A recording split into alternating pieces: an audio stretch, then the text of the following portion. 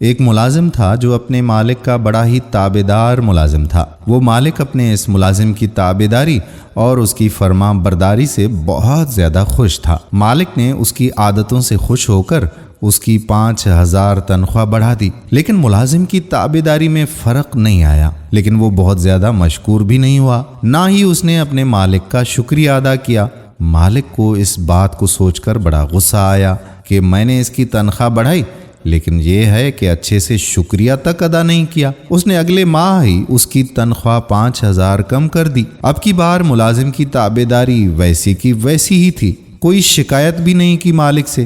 مالک نے جب یہ دیکھا کہ نہ وہ شکوہ کرتا ہے نہ شکایت، اسے بلاوا بھیجا اور اسے کہا کہ یار بڑے عجیب انسان ہو، میں نے تمہاری گزشتہ مہینے تنخواہ 5000 بڑھائی تھی، پھر میں نے اس مہینے کم کر دی، تم جوں کہ توں رہے ہو، یہ سب کیا معاملہ ہے؟ ملازم کہنے لگا اوہ آپ نے خود کو رازق سمجھ لیا تھا۔ اس نے کہا کہ میرے ہاں بیٹا پیدا ہوا تو اس سے اگلے دن آپ نے تنخواہ 5000 میری بڑھا دی تھی، اور میں یہ سمجھ رہا تھا کہ جس خالق نے بچہ دیا ہے اسی نے رزق کا انتظام بھی کر دیا ہے، سو اس کا شکریہ ادا کیا۔ پھر جس دن آپ نے میری تنخواہ کم کر دی تھی اسی دن میری والدہ اس دنیا سے چل بسیں۔ میں نے یہ جان لیا کہ میری والدہ اپنا رزق اپنے ساتھ لے گئی ہیں، سو تب بھی اللہ کا شکر ادا کر کے میں مطمئن رہا۔ دوستو ہم اکثر یہ سوچتے ہیں کہ اس بندے کو ہم نے روزی دی ہے، رزق دیا ہے، لیکن ایسا ہرگز نہیں ہے، کیونکہ رزق دینے والی ذات صرف اور صرف اللہ رب العزت کی ہی ہے۔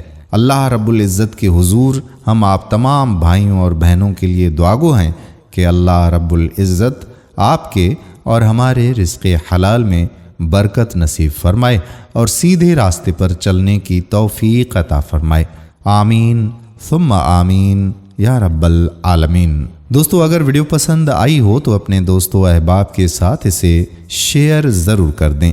آنے والی ویڈیو تک اپنے میزبان قادر بخش کلہوڑو کو اجازت دیجیے۔